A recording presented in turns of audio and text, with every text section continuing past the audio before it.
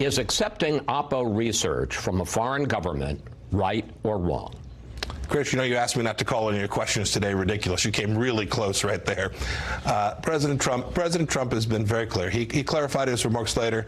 He made it very clear. Even in his first comments, he said, I'd do both. He said he'd call the FBI. He said, maybe I'd do both. He said, maybe I'd do both. President Trump has been very clear that he will always make sure that he gets it right for the American people, and I'm confident he'll do that here as well. Well, at the risk of getting your ire, the president told Fox and Friends on Friday, and I agree, he kind of walked it back on. Well, he didn't walk it back, Chris. Yes, he did. Because he said maybe on Thursday, and then on Friday on Fox and Friends, he said he'd listen first, and then, if the information was bad, that he would take it to the FBI or the Attorney General. But he also made it clear to George Stephanopoulos that he did not see this as foreign interference. He says it's not interference, it's information. The country, sir, and I don't have to tell you, has a long history dating back from to George Washington in saying that foreign interference in our elections is unacceptable. Chris, President Trump believes that too. I have nothing further to add.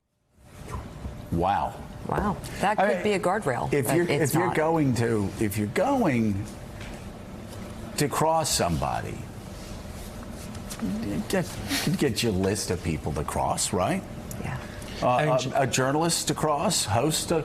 Chris Wallace is not on that list. Like, who is Mike Pompeo to say that Chris Wallace asks a ridiculous question when he's just stating the truth?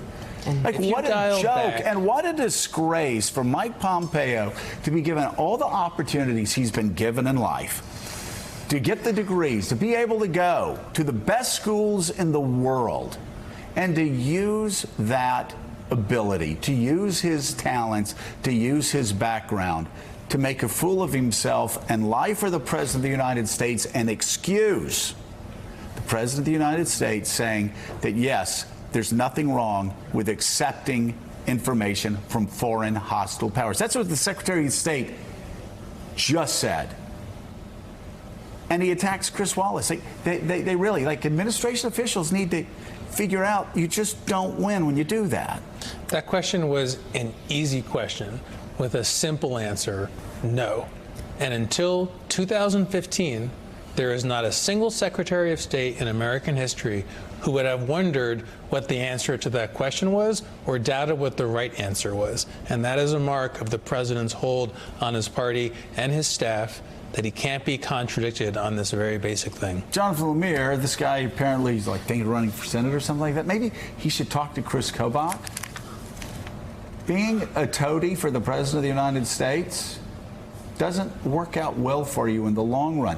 What Donald Trump can get away with is no more transferable than what Bill Clinton could get away with. Was not transferable to Hillary Clinton, just like what Ronald Reagan could get away with politically, because he's, Teflon, was not transferable to George H.W. Bush. This is not transferable.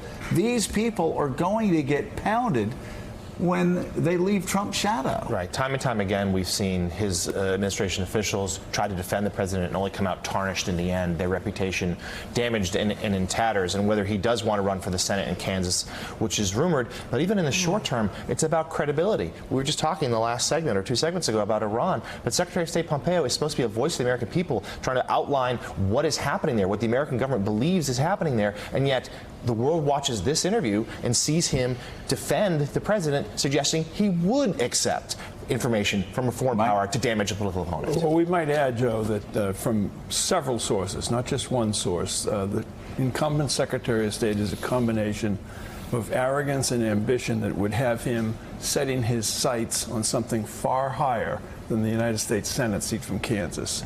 He thinks he could be president of the United States, and who could blame him for looking at who he works for and how who he works for operates? Listen, I know. The question, though, is why are they so afraid of this guy?